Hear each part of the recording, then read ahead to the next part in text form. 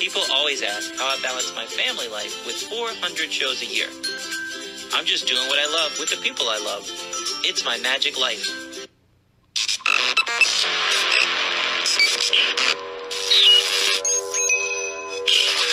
I like Wes Iseli. I like everything about him. All right, today's episode, we have a return guest. His name is Doc Dixon. He is a comedy magician. He is an all-around awesome dude. I love this guy so much. If this is the first time hearing about Doc Dixon, please check out episode 26 from season 1. And he does his whole background story and all of that and tells you how he got started in magic. And you hear some jokes. I don't know if he's got jokes today, but you'll hear some jokes back then. And I just re-listened to the episode. It was a lot of fun. But everybody, it's Doc Dixon. What's up, Doc? It's good to be back on this, the finest magic podcast in the universe. Maybe even bigger than that. Dude, aw, aren't you sweet? Dude, that's my quote for the episode. Thank you. We're done. Beyond that, before the episode started, we were talking on your vehicle. You're doing, they call that a wrap, the advertising and all that. Yes, sir. And I had the brilliant idea. You're on the road. You go into some podunk diner. They put the paper placemat in front of you, and it is a bunch of ads for local businesses. Chuck's Life Insurance, Bob's Taxidermy. That's your wrap right there. Oh, my. That's it. Just advertise for everybody else going down the road. Make money. But they'll pay for the wrap. Now, it'll be tough because most of those are local businesses, but, it's an idea. Just throwing that out there. All right. Well, it's an idea. It's not a good... You ever you're following a U-Haul and they have on the back of it that thing where the picture of the guy's lifting up the door? Yes, sir. And or the slightly, and I know this is family, I'm a little risque here. The one on the plumber's truck where from the side it looks like the plumber's sitting in the toilet. Right, yeah. You need the magic version of that. What would that be? I don't know, but something where they look inside, and maybe you're sawing your wife in half or something, and while she's sawing in half, and you're homeschooling she's homeschooling one of the kids, and you're homeschooling the other kid, just throwing it out there. Dude, I'm telling you, it's been night and day difference having that RV. It really has. She's able. We have an early morning school show. We're done with school by the time we get to school. Yeah. Nice.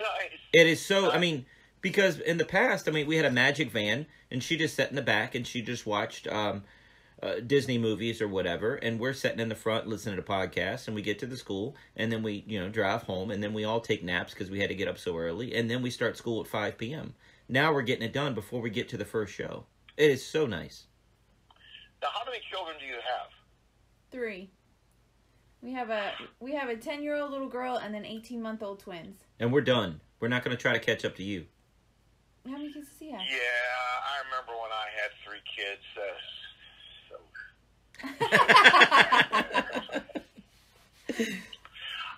I was just at the doctor's office and I have listeners. I have 7 kids, a grown daughter and 6 boys, ages 6 to 15. Woo. And for a checkup, and the nurse mentions I have 5 kids. I'm like, piece of cake. But anyway, let's talk about magic. We could talk about magic. We could talk about anything you want, man. It's just a conversation. We're just hanging out, having fun, dude. But as far as that rap goes, we've had people give us the rap. So you're gonna do my idea, right? All the ads? No, okay. No, I don't think so. But I had somebody. I put it on the internet because this person, we talked about it last week on the podcast. Our graphic designer, I don't know if it's a high school kid, I don't know what it is, but it works with the company that's doing the rap. And they're like, talk to the graphic designer and tell him what you want. I want an all black RV because it's going to look like a paint job. The thing is like sun faded. It's an older RV, so the paint looks like it's sun faded, and some of it's plastic, so it looks like it's sun faded. Let's make it all black. It'll look like a paint job, and then we can put graphics on top of that. Well, the first design I get back is purple with stars. The whole thing is purple. Looks like Barney Mobile for, you know, three-year-old birthday party. It looked very kiddie-ish. And and I told him, I said, all right, well, I asked for black, and I got purple with stars. So they gave me black with a purple swoosh with stars in the purple swoosh. And I said, can you get rid of the stars? The purple swoosh might be okay. It's a darker purple. I like purple. And it's not overabundance. So just get rid of that. They get rid of the stars, and now they make my purple swoosh pink. And I'm like, I don't want pink on my vehicle. What are you doing? But every email I send them is like, you know, a week to get a response. So this has been going on for a month and a half, and it's just been a nightmare. But I think we're finally done. I think we're finally done. It reminds me of something I used to say to my boys when they were much younger, when they were little, and, you know, trying to teach them the proper way to help around the house. And they could, the teenagers can still repeat this mantra. What's the first part of helping? Listening. Mm-hmm. Yeah. Absolutely. Well, that's... And it's not like a web designer where, you know, if you're, okay, boom, it's done. It's your vehicle that's kind of, you know, permanent there once it's painted. Right. And it's expensive. To fix it. Yeah, and it's expensive. So if I don't like it, I mean, Sure. that's ugh. And, yeah, so we were talking about that last night. We said, you know, I hope they don't charge us per hour or per, you know, week of working on this, because I had a flat fee to do it. But, you know, I'm just going to send all the emails to the boss and say, do you think I got what I asked for? I had to keep asking silly stuff. There's playing cards. There's jumbo playing cards and on the back of my RV now. That's in the new wrap design. And the new proof that they gave me, it was like overlapped and crooked, and they were falling off the RV. It looked like they were falling down. I'm like, what is that? I can't approve this proof. And it was splotchy. And it was splotchy. And she said, or the graphics designer said, oh, that was just an error in the giving you the PDF. I can't push approve on that. That's supposed to be what I'm approving. What are you doing? You got to send me something that looks good. Yeah. And then today's was, there's a big pink dot that on the RV would have been bigger than my fist. And they said, I said, there's a big pink dot on. Yeah, that's just for reference. That won't be on there. Well, I can't. How do I approve that? Yeah. What do you want me to do? How do I know that? Yeah. Anyway, so one of the things... These are the things that like, oh, it must be so fun to do shows. You know, people outside the business don't get, and I'm sure every business is this way, these little aggravations that regardless of what business that you're in, that are, you know, the illustration about the iceberg is 90% under the water. That's where all the aggravations are for entrepreneurs. You know, they just see the 10% that's, you know, your finished vehicle or the finished thing, and it's just, you know, what you had to do to get there. Right. Well, the funny... Oh, yeah. The funny thing, Doc, is I asked Facebook for help. I sent up 4 pictures, my old RV and the 3 different proofs. And I said, look, this is what I keep getting, guys. What do you think? And people are like, I like number 1. I like number 3. And then other people are like, you know what you ought to do? You ought to put your Facebook, your Instagram, your Twitter handle. Testimonials. You need testimonials on your RV. Going 70 miles down the road, can you imagine testimonials? What testimonial would you put on there? I've had that happen with a few billboards. It's like you're driving along, and it's like kind of, I guess, advertising 101. Well, that would be kind of as bad as like putting restaurant placemats all over the thing. I mean, that would be that's a terrible idea. No, that was a genius idea. That was a way to get someone else to pay for it. Oh, okay. I like that part. Somebody else paying for it, but the other part. Well, see, that's where I've gotten spoiled. My Magic van and my trailer was paid for by Pepsi. They were my sponsor back then, and they always had their tractor trailers wrapped with Pepsi logos, and every Pepsi truck is wrapped. It's not doesn't just have a logo on it; it's wrapped. So they had a design team. They had everything, and boy, that was flawless. That was number 1. It was free, and number 2. They threw out one idea. I said, I don't like that. Can you change the font? Boom. I was done. And I mean, they went above and beyond. You can't ask a regular wrap company to do this, Doc, but they actually fixed my windshield. I had a crack in my windshield. They said, you're already in the shop. We'll go ahead and do it. They fixed a crack in the windshield. They got a dent out in my car, and they painted the entire van before they put the new decals on it. You can't ask a regular print shop to do that. Yeah, they spoiled us. Wow. Yeah. Wow. Yeah, that was awesome. Well, the problem is now that you're a Fuller and part of the Fuller family, they smell that Fuller money and they want to take advantage of it. That's the problem. What Fuller money? Shh. What? Shh. What? People are listening. Shh. Don't roll in the mess. Don't roll in the mess. I had a young kid come up to me at a Magic convention and say, so I heard when you win, you get a check for $30,000. Does that come right away, or do you have to wait for the episode to air? How does that work? I'm like, I don't know where you heard that at. Yeah, that didn't happen my season either. Yeah, I did have a kid come up to me and say, "Hey, I saw you on Penn.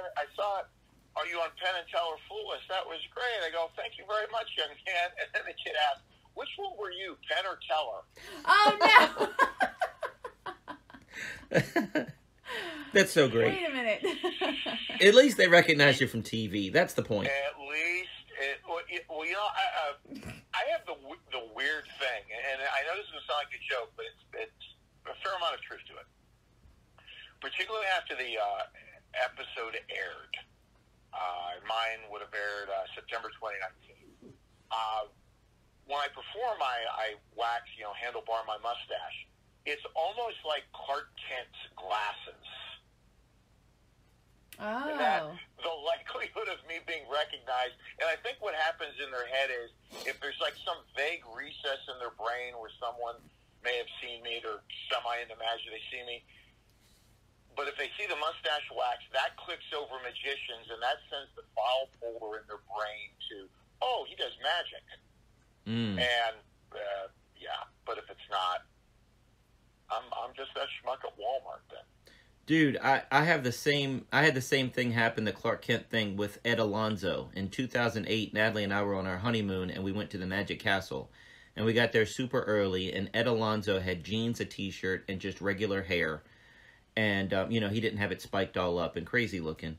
And I looked at him, and it was one of those where I looked way too hard at a dude. You know what I mean? I'm looking at his face, and I'm like, I know him from somewhere. And I didn't realize it till I got back home to Virginia a week later. That was Ed Alonzo that it was just one of those. It's the same guy. It's not like he has a crazy character. He just spikes his hair straight up in the air. Well, I think the original classics, Mo Howard. He had he went to the same barber for years who could cut his hair so that when he had to do it Mo style for the Stooges, it was Mo style, but then he could comb it back and look like a normal guy. So that's it. Did he not get recognized? I don't think he got. I would guess he didn't get recognized as much. Wow, I didn't know that. I would think I'd recognize him, but I missed Ed Alonzo, so. There you go. So how is life post or now post COVID? Things opening up well for you guys? Yes, sir. It seems like you're very busy. Natalie just booked another theater today. Yeah, we're doing really good. Things are coming back. Good. She's saying we're gonna have an almost normal summer. Our normal summer used to be 183 shows June through August, and this year we have shows every single day during the summer. She's shaking her head no. No. She does the booking, Doc. I don't know what I'm talking about. I'll let you talk to her. We're doing a heck of a lot better than we have the past 2 years. We're slowly but surely building our schedule back up. We're not quite to pre-2020, schedule, but we're doing a lot better than the past 2 years have gone, so I can't complain. So, yeah, it's opening back up. We're booking more and more, so we're happy about it. And we're charging a little bit more, so we don't have to do as many shows, I guess.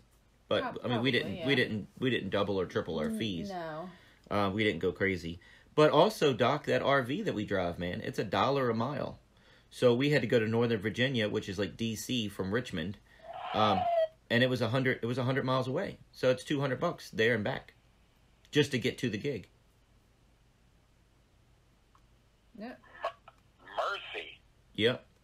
But with gas prices the way they are, if I brought my Magic van and then she followed me in her car that can hold the whole family and crew, it would still be that much money. I mean, it would still be, I don't know. Yeah, no matter what way we go at it. Just because of gas prices. Yeah. So we're hoping gas prices go down. That was the saddest little laugh. I know. I don't have much hope at all. Give her a hug for me, for peace sake. Well, They it's go down. Yeah.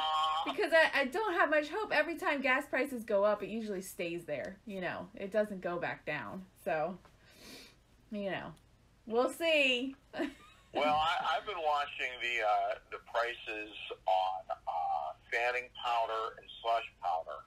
You know, the big commodities that we need to care about, decks of cards, and you know, hat tears. Hat tears have not gone up that much, so. Oh, that's great. I think I bought out snowstorms before the price. Yeah, I know you do hat tears. I mean, like multiple times during a show, so it's a good thing you have 10, 20 times during a show. Yeah. Well, geez. Yeah. Anyway, enough about us. You got to go back to go to Penn and Teller Fool Us, and I loved what you did. That you made it like a commercial for Doc instead of. I mean, it's always a commercial for you, right? I'm Wes Iseli Magician. I'm on Fool Us. I do 400 shows a year. I'm gonna try to fool them. Here we go. You went there and you're like, I am a corporate entertainer, and I'm a fooler, and I have something else to show you. Here we go.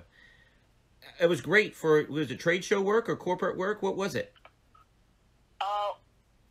Well, I felt like it was. When we started doing the pre-show package, that's always, you know, it's like, oh, what do we talk about? I mean, some people just like dive into it immediately, and and they know exactly what they want to do. But you know how it is on the show. You have to juxtapose with maybe what you want to do, which kind of has, as a performer, you know, billboard-like business implications, both me, to what the needs of the show are, which are obviously the greater needs in this case. They're the people that are the hosts that are putting up the money. So balancing that out, finding a hook that's agreeable to most, to both sides. So if I remember correctly, and you know, it's not something I go back and watch all the time. The intro video I did was a combination of you know, coming back, fooled him last time. It was a lot of fun. It was kind of my, you know, happy space, that experience, and also the magic. I enjoy creating magic, customized magic for my clients. That's right. The really cool thing I liked about that was that they got a lot of like boom footage of me just boom doing this, then this, then this, then this, and this. You know, just different B-reel things, which have been useful promotionally and in the sizzle reel I do for my work, or use for my work. The surprising thing about that appearance for me, you know, I don't know about you, but, you know, the first time I went on, I fooled him. The second time I didn't. Neither time did I go on with the intent of, I'm going to fool Penn and Teller. My intent is I want to do good magic. Right. I want to represent myself well. Right. Because that is within my hand. That is within my control. Fooling them, that's not. So did the piece, and you know, did not fool them the second time. But it was much more of a comedy-driven piece than the first time I was on the show. And you know, of course, it was in the middle of COVID. It shot in, when did they shoot that? October 2020. So, you know, deep in the heart of COVID, whatever. And we shot it under, you know, the COVID protocols and all that jazz. but long story short, that performance, because of the comedic nature of it, it generated a fair amount of work. Awesome. And, you know, a good place in a sizzle reel and all that kind of stuff. I mean, again, I'm preaching to the choir here. 99.99% of the people that see that are not and never will be in a position to book entertainment. Mm. So what's that 0.01%?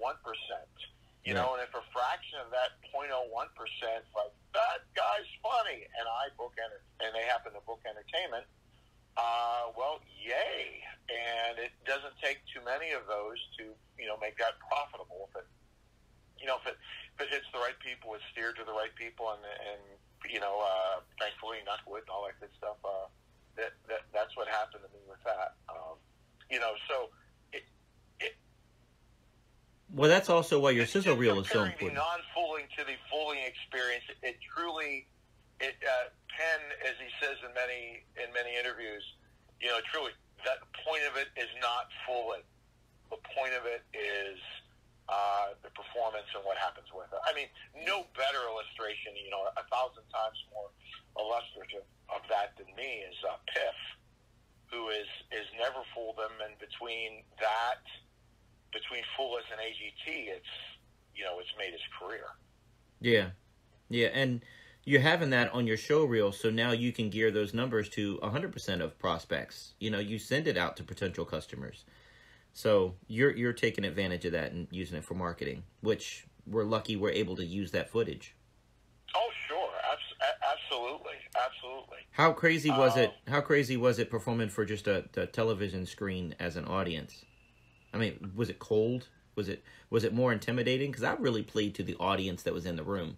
Yeah, Penn and Teller were there, but I had a room full of people that I was trying to entertain. If Penn and Teller liked it, I hope they liked it, and they did. But I was really playing to the room. You didn't have that to play to. I said I didn't want to go back during COVID because I don't want to play to a TV screen. I did that during Zoom, and that wasn't fun.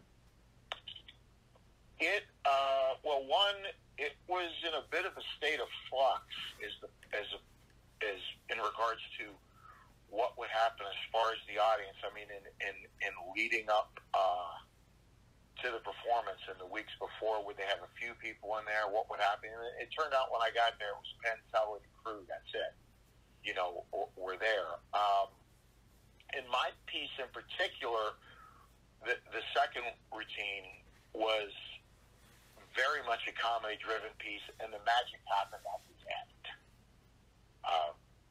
So it was a different experience. Changes were made.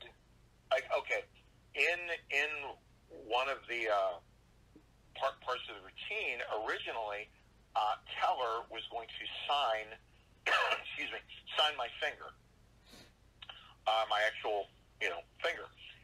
And here's the thing. I know, COVID opinions, protocols, all that are all over the map, and I don't want to get into those weeds. But I'll just get into this minor thing, or not minor, but this part of it, not a health issue, a business issue. If either one of those guys catch the sniffles during that shoot, millions of dollars are lost. Yes. So the protocols which would be exercised for that situation are going to be far different and have to be just for business reasons, the additional business reasons alone, than for normal situations. It just was the reality back then. Just that simple, given that they are the crux, the center of the fullest universe, obviously. Their ages, all that. Not that they're in great shape, but, just the numbers on COVID, et cetera. Mm-hmm. So beforehand, the thing, we were talking about different ideas, and it turns out Allison ended up signing my finger, which worked out just fine. But we're going through, different ideas, and one of the things that I wanted to avoid was having my footage from the show look like COVID times. That's also what I worry about. Yes, sir. I didn't want the shot of them in masks, Right. if I could avoid that. Rather have them be distant from me than forever have the piece pigeonholed as that. Have that date stamp on it. You know, that's just not a good thing, period, regardless of the reason. You know, you want your footage to have as much of a shelf life as possible. You know, and combine that with my, very quickly aging decrepitude. I mean, the clock is ticking, Wes. Oh, come on. The clock is Come on. ticking. No, hey, real quick. I was at... Invest in hair, by the way, take your money, your portfolio, invest in hair dye. Trust me, it'll pay off just from me alone. Dude, the hair dye I use is Walmart hair dye, number 30. It's dark brown, and it's $2.50 a box. Natalie does it every month. I just have a stencil that I put on my face, like Groucho Marx, with my actual goatee. Just spray paint. You with your fancy britches money. Oh, yeah. It's $2.50 a box. No, but hey... Earl Scheib. That's right. That's an old reference. Yeah, Natalie won't get that one. I got it. $49.95, but Natalie won't get that. There you go. But hey, SAM convention in Vegas. First time ever getting a picture with Copperfield. I've wanted a picture with Copperfield since I was a little kid. I've met him, after a show, got an autograph, shook his hand, whatever, backstage, but I never got a picture with him. I get it this January. Guess what? We both have masks on. It's like, daggone it. So, I get to go back and get a picture with Copperfield without a mask. So I totally get what you're saying with that. It's a bummer. It's a bummer of a thing. Yeah, so that's what I mean. At one point, we're talking beforehand, and an idea came up. Well, maybe to have your finger sign, you could reach through a plexiglass window with a hole in it. Right. And he'll sign your finger. I mean, we're just brainstorming, and I joked. I says, "No, I don't want this looking like I'm buying liquor in a bad neighborhood." Well, see, that's how they do my flip trick in their show. They have plexiglass on stage. Teller flips the coin and sticks his hand through a plexiglass hole for the girl to say heads or tails. Yeah, well, in the context of a live performance, right, that visual is different than the context of TV. It's tough for me to articulate why. It just has a different vibe because it's in the moment as opposed to being captured forever on video. Yes, I guess that's why. Absolutely. So anyway, we arrived at Allison would sign it, and I always, it's not said enough what I think. So I think she's a charming person, very sweet, and the thankless job of having however many guys go through there in a season, 50 men and women, I should say. 50 nerdy conversations with magicians. Some of them are quite awkward. Oh, good Lord, mine was. Because the second one particularly, the second performance, like there's no audience there, and mercy, yeah, it was like looking in their eyes, like, I'm sorry, I'm sorry.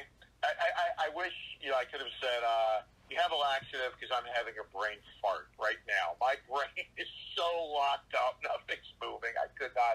Nothing's moving. Yes. Nothing's yes, moving. I need a brain laxative. That's funny. Mercy. Nothing's moving. But yeah, she's very patient, and it's not a weird thing that the second shoot, the casino wasn't open, and being in a closed casino has a real Walking Dead vibe. Dude, I mean, oh my goodness. Yeah, I wish you would have videotaped it. I would have loved to have seen what it looked like. I mean, every machine was unplugged. It's got to be weird. It's just odd. I mean, the closest to it, being in a casino at like 7 in the morning. You're up at that time, and it's close to that. It's just like this isn't meant to be open now. But they're in Vegas. They're open 24 hours a day and ding, ding, ding, all hours of the day, all night. So did they have like emergency lighting on, low lighting? I mean, they saving energy. Oh, no, it was open. It was functional. It was open as far as, we could walk around, do whatever we needed to do, but there were no customers. It was just, everything was there. All the physical properties were there. Obviously, just no ding, ding, ding. None of that. But the restaurants were closed. The shops were closed. From Milwaukee, smoking a cigarette with a 3-inch ash. Right. Oh my God! I'll hit it right now. That. Did you have to do like all room service? At certain times of day, there would be prepackaged meals. Oh, okay. Yeah. So listen, I know where you're going with this, and yes, I will say this sadly: there were no buffets. It's Vegas, for Pete's sake. No buffet. Okay, I'm okay. But once again, the Full S team just went above and beyond to make a challenging situation is comfortable and as pleasant as possible. I mean, it was, one thing was a little funny. It was my second time there, and everyone's wearing masks. But I guess because I'm a big guy, 6'3", and all that, and there's like they go Doc. And I recognize people, but I only had like 20% of their face to recognize. Yeah, that's tough. Which is that, I know you were really nice from last year. Who, Wow. Seeing a fifth of their face. Yeah. Dude, we still haven't been back. We because of COVID, we still haven't been back to headline their show that one night. And they don't do the meet and greet after the show either. Well, I think they're going to get back to that soon. I think they're going to. I hope they do. Yeah. Do. Oh, you are so going to love it. That is such a wonderful experience. Dude, I can't wait. And, it's just the best. Get to have my wife and daughter with me. You were talking about, because you and I talk off and on, every once in a while. You were talking about you were going to try to create a monthly theater gig. How did that come? Did it come to fruition, or are you still working on it? Oh, that's going well. I mean, it's not something I can get into right now, but yeah, that's kind of in development. You're still developing it, okay? Yeah, just leave it at that. Yeah, the groundwork is going well. Awesome. You recently finished a run at Keller's Theater. How was that? Keller's Magic Comedy Club up in Erie, Pennsylvania. Yeah, second time there. What a wonderful place. It's a formal comedy club. It used to be Junior's Last Laugh, and several years ago converted, bought by Bobby Borgia, and converted to Keller's Magic and Comedy Club. Just fantastic. Bobby, his wife Christy, and the whole team, fantastic people. One of the things before, getting into the more magic professional aspects of it, but just the even more appreciated homey aspects of it is it's a Friday, Saturday night room.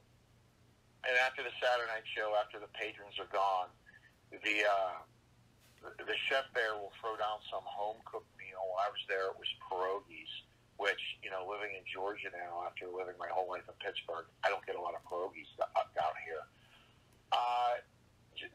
It was just delicious.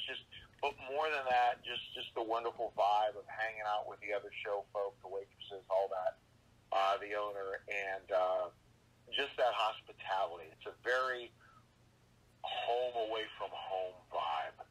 It's just a wonderful club, but it's wonderful people. So, that's beyond appreciated. So you just worked Friday and Saturday night? That's all they're open? Currently doing Friday and Saturday. Okay. They will expand to that. I'm confident they will expand beyond that to a schedule comparable, with a normal comedy club. But I'm guessing, I don't want to speak out of school here, but I'm guessing some of that is Pennsylvania on the spectrum of COVID shutdown, lockdown, tilted more towards the tighter shutdown. Okay. And so that kind of gets reflected in a little, I think, what business can do. I mean, that would be my guess. But so that's something Bobby could speak to, the owner could speak to better than I can. Is it multiple shows a night, or is it just one show Friday, one show? It's one show Friday, one show Saturday. Sometimes they have comics in there, but mostly it's comedy magicians. I mean, a bunch of folks have played there. Thomas has been there a couple times.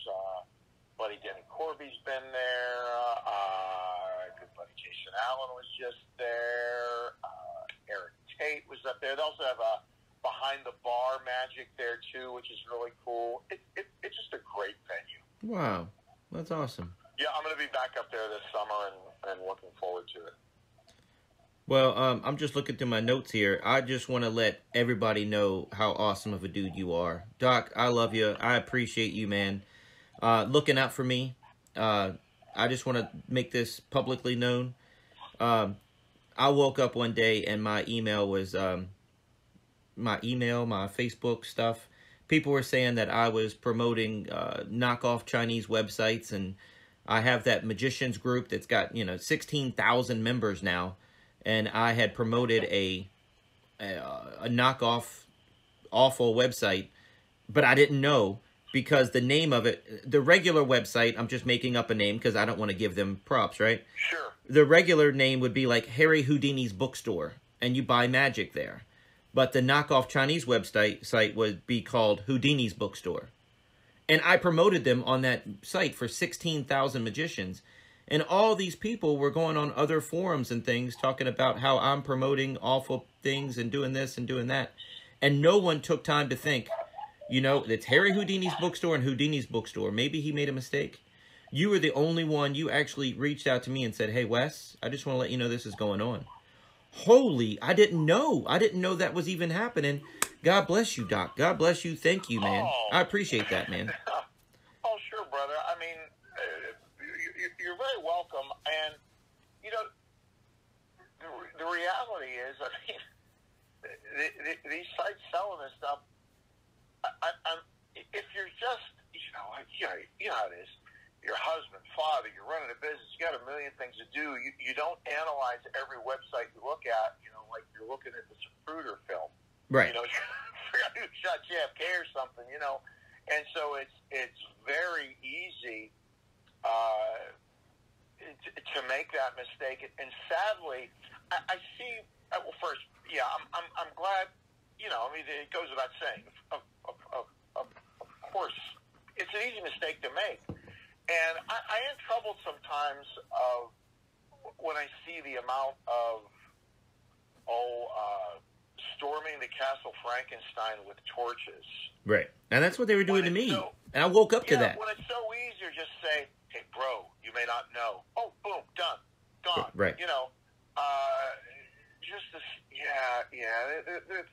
there's a lot of that. I mean, it's no profound statement to say a lot of people are 6'8" and bench press 800 pounds when they're on the line. Yeah. But offline, they kind of forget to be. They forget how easy of a mistake that is to make. And yeah, there's just, and even when you have legitimate sites like library.com, LYBRARY, that one, that sells a bunch of downloads. Right. That's all the site does. They sell PDFs. It's a legitimate site. So, yeah. Well, I'm glad. I feel sorry for the knockoff sites that are selling knockoffs of my stuff because that must be so demoralizing to them. They're not even making money from the knockoffs. Come on, stop.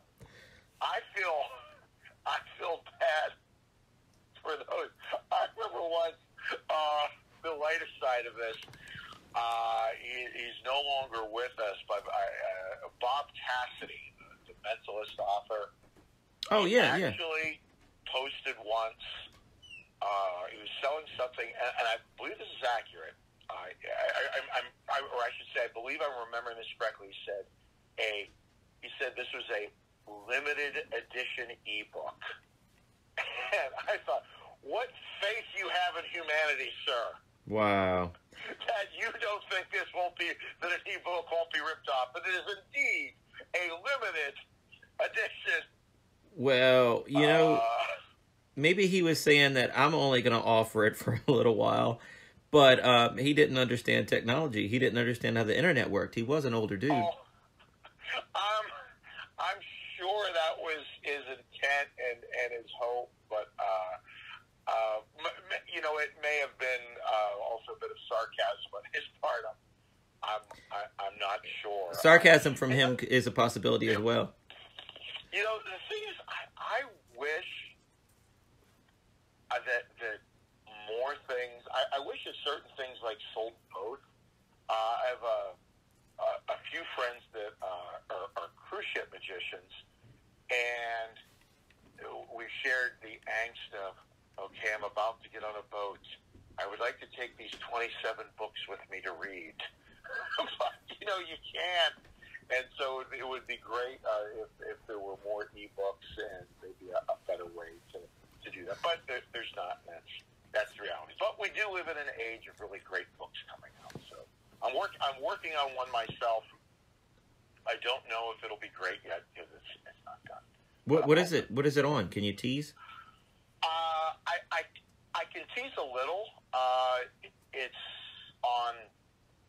It's on what I do. It's on comedy stage magic. There's a smattering of close-up in it, but it's on comedy stage magic, and a big chunk of it was written during the downtime. The shutdown when I, obviously wasn't traveling as much, and it's probably, and I feel because I feel like I'm really fulfilling the definition of tease here. I don't mean to, but I don't want to tip too much. It's probably the most personal thing I've ever written because I've tried to really write it from the viewpoint of it's 3 a.m. and we're sitting across from each other in a diner after a show. Dude, that's fun. Yeah, that's really cool. It's funny. That's one of the things that you think about the things we missed during the shutdown. Okay, obviously we missed doing live in-person shows, but yet all those ancillary things that are about the show business life, little things like being on the road and listening to a podcast. I listen to podcasts all the time in my car. I have good friends that are podcasters, and they told me when the shutdown began, their listening rates dropped precipitously. Wow. Because there was a big lifestyle change. People weren't listening in their cars as much. Things, long phone calls with other performers on the road, or if you're doing shows with other performers, what's the old phrase? Cutting up jackpots after the show. Yeah. So I'm glad that not just the performing, but the part of the life is back. That's also what we signed up for. Well, I have a deal with a lot of my magician friends, and Doc, you're more than welcome to do this. I don't care if it's 3 a.m, 4 a.m, whatever. If you're on the road driving from a gig and you're just getting tired and need somebody to talk to, feel free to call me. Number one, I love magic, and number two, I'd like to do anything I can to help my friends stay alive. Those long roads on the night alone, man, are tough. I have my wife and I have my family, but being out there by yourself, it's got to be tough. It's funny. It is not. This is far from the first time I've had that exact conversation with somebody that you just said to me 10 seconds ago. You got like a list of half a dozen guys in your head. Okay, it's 10 o'clock. I'm beat. I'll be home in 2 hours. Who can I talk to for 20 minutes to get my brain active? Yeah. That's definitely another facet of the life, of traveling and doing shows. I remember once years ago, a buddy of mine says to me, the next day I was going to be in a show in Delaware, back in Pittsburgh. He goes, he says, why are you going all? It's kind of an odd question. Why are you going all the way to Delaware for a show? I says, because it's easier than getting them to come to me.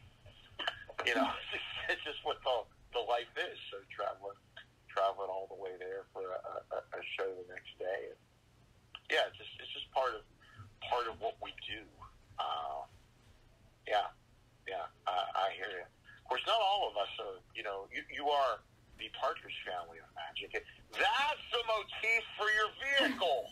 Partridge Family, we're RV. Come on. The Partridge Family. You do the Partridge Family look. I can't sing. I'm not. We're not singers. We don't wear 60s clothing.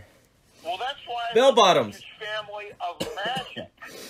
I got you. Yeah, but you know what? My wife doesn't know who the Partridge Family. Do you? I've never watched it, but I've heard of the Partridge Family before. All right, describe it. It's a family that goes around together in a bus that sings together, right? She knew more than I thought she did. And there's a magic link there. Their manager, and his name's escaping me, but his character's name was Reuben Kincaid. He was a regular in Abbott for decades.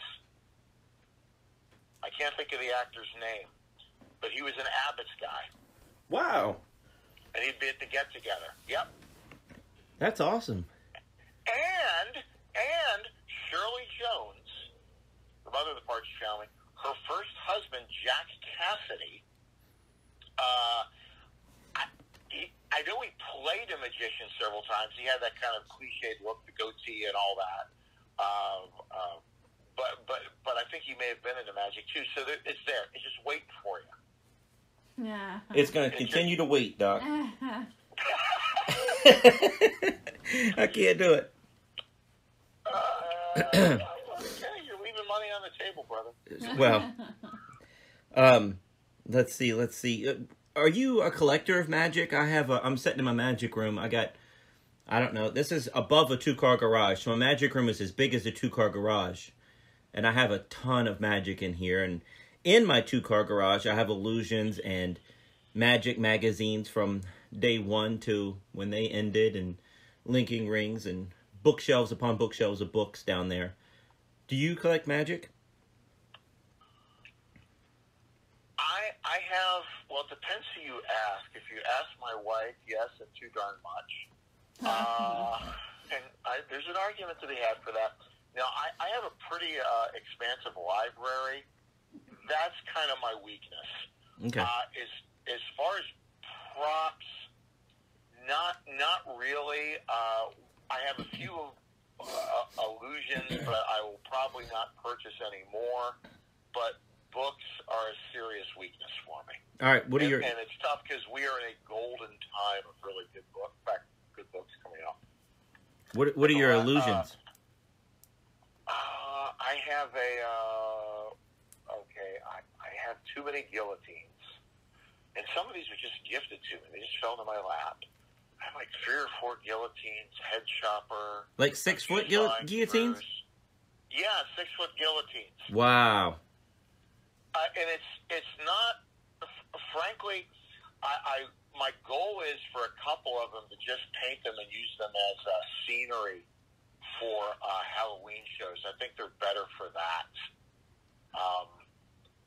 And what's the, oh shoot, maybe this is a sign because I can't think of the name, but it's the Steinmeier 2-piece zigzag thing. And modern art.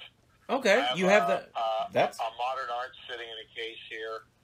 And that's awesome. Shopper, and I have a tip over. It's not my thing. It's just kind of fallen into my lap. It's not most of my material fits in a carry-on bag. Well, I just didn't know if you had it. I mean, that doesn't mean, can you do an illusion at this stand-up event? Well, sure. I'll have some downstairs I can choose from and do that. But, yeah. Yeah, the last thing I did an illusion was back in October. It was a huge event, about 2,500 people. I sawed the VIP in half. But that's not something I lean into. I'm a stand-up comedy magician. I mean, my icons are Harry Anderson, Kozak, those guys. They're good people to look up to. So what song did you use to saw the CEO in half? Dan Wolf's Chainsaw. Nice. We got about 10 minutes left.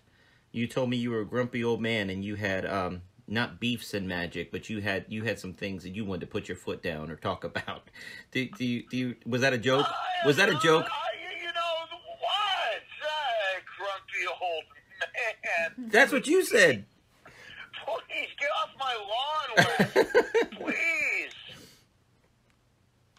I have no grubs, but just let me look at this list here. That's why I waited for 10 minutes. I'm not a grumpy old man. It's a pretty long list.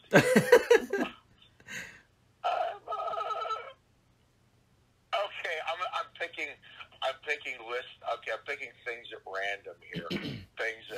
Okay. Sometimes we just have to be content to let things die. The society has moved on. I'll give you an example. It's 30 years ago now. Wow, man, I'm old. 30 years ago, I'm watching the great John Calvert at the IBM convention in Baltimore. And he's doing cigarette manip, and that was a big part of his act.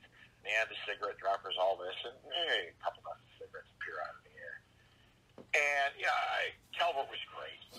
And he's producing all these cigarettes, and at one point in the act he says, you notice they weren't lit. I gave that up a long time ago. And the audience applauds. And me, cranky young man at that point, I wanted to say, yeah, and he also noticed it wasn't cool. Well, there you go. That's what made cigarette manip cool. They're on fire. So, if you're not going to light them on fire, then don't do it. Right. Now, I'm not suggesting anyone smoke. That's an unhealthy, bad habit. I'm saying... Theatrical purposes. Theatrical purposes, it's not cool anymore because they're not lit. That's fire. That's if you put it out in your hand and make it disappear, that could have burned you. Now, if you're just making that cigarette disappear in your hand, well, you just made a piece of paper with tobacco in it disappear. The fire element's gone. It hasn't been all that long since I've read this, and it seems like magic regurgitates the same discussions, and because things are online, there's records of these discussions. Someone will bring up cigarette magic, and then someone will suggest, well, if you want, you can do this with the gold pencils or crayons. I'm like, stop! Stop! I can't imagine. Oh, okay, that's my rant. Okay, that's okay. Oh, see, okay. He's getting fired up. Moving on. You may have to ask your lovely bride to leave the room. I make it surly. She can handle it. I can handle it. Absolutely. Hey, she gave birth to twins with no medication. She can handle it. Well, I once sat on my car keys, sir. Yeah, there's a comparison. Okay. Maybe that's that funny. wasn't sensitive. No, that's funny. No. Okay. I also have a couple chair suspensions. Forgot about that. I asked about illusions before. This has to do with illusions. I think that sometimes magicians, when they want to buy a trick, and this particularly applies to illusions, just need to be honest with themselves, look themselves in the mirror, and say, hey, you just want that toy. You don't really plan on using this. You just want the toy. Yeah.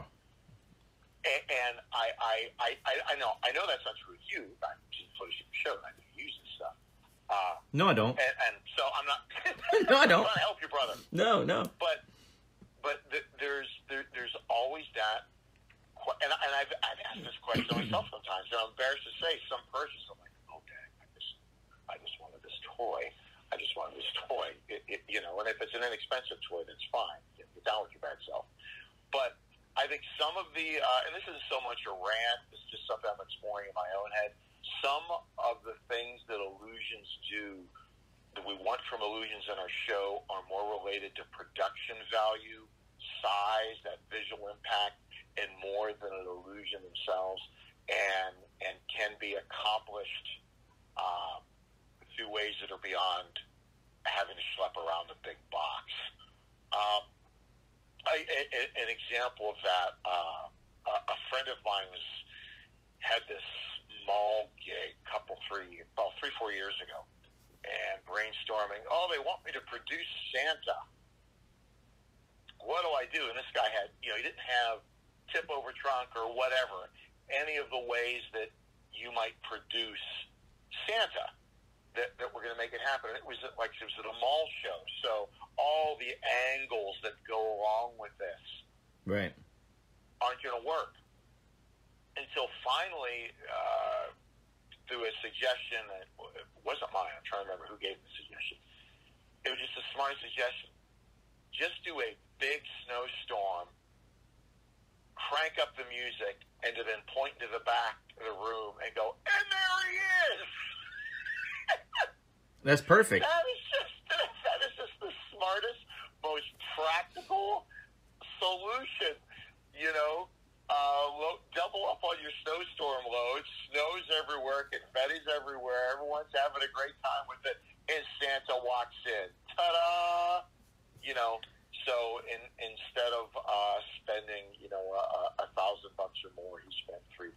Well, and here's the other thing: kids are going to go home and say, Doc Dixon, made it snow, and then he made Santa appear. They're going to say that anyway. That wasn't me. No, I know, but I'm just using a name. But they would say that, you made it snow, the magician made it snow, and then he made Santa appear. Yeah. Right. That's going to be their story they tell. I don't know. Doc? But none of this applies to buying books. Buying books is always good. Well, here's the other thing. Whether I want a toy or not, I have lots of toys in my room. If you want to call it, if you want to categorize it that way. Tricks I'll never use, but I wanted it, and it's on my shelf, and it's in prominence of display. But if it's something that I want to use in my show, that I think I'm going to use it for a long time, I have to buy 3 of them. And that really upsets Natalie. Oh, it's ridiculous. Because I want one in my collection, I want one in the RV, and I want one for backup in case it breaks. That makes sense, right? I got your back on that one. Okay, thank you, Doc. Thank you. Well, and there's some stuff where, all joking aside, that's a perfectly, reasonable thing. I mean, reels. Right. You can't buy one reel. Right. If it's going to be an integral part of your show. Well, I'm talking about card fountains. I'm talking about, I had to buy 3 card fountains when I put a routine in my show. I had to. I'll get silence. Yeah. Okay. All right. Good. I believe that's the law in your state. Okay. Perfect. I just want to make sure you're on my side. Doc? If you want to buy a 4th and 5th, I think I have them sitting around in one of my properties. No, but I'll buy your modern art. I'll come down to pick up your modern art if you're not using it. Doc, Thank you. Doc, you are amazing. Thank you for doing this podcast with us, man. My pleasure. Thanks for having me. It's always good to talk to you guys. You're just the best. It was so great, to see you on Fool Us a while back. And, I will tell you, when I watch Fool Us and I know somebody fooled them, one of the things I will do is I don't watch the performance first. I fast forward, because typically I'm watching online, to the moment when they get the trophy. Because I know I'm about to see some pure, unadulterated happy. Right. Mm-hmm. Yeah. And I love that moment. And particularly when it's, when it's someone I know like you guys, and for lack of a better way to put it, one of the good guys. Well, and seeing my wife and daughter hug, that was pretty awesome. And cheering me on when I won. Yes, that was awesome. Course. Dude, we're running out of time. It's docdixon.com. DocDixon.com, or for magicians, DixonMagic.com. I got to get that updated. Put some new stuff on there. Yeah, DixonMagic.com. All right, man. Stay on the line. I'll be right with you. Hold on one second. I got a couple plugs real quick. Check out WesIseli.com for all of our merch, Magic Man hats, T-shirts, playing cards, and more. And our next public show is April 15th and 16th at the Hyatt Regency Resort in Cambridge, Maryland. Check out WesIseli.com for all of our upcoming show schedules. See you next week. Check us out online at WesIseli.com and Patreon.com/Wes_Iseli for behind-the-scenes videos, blooper videos, never-before-seen footage, discounts on merchandise, magic trick tutorials, and more. That's Wes Iseli, spelled W-E-S-I-S-E-L-I.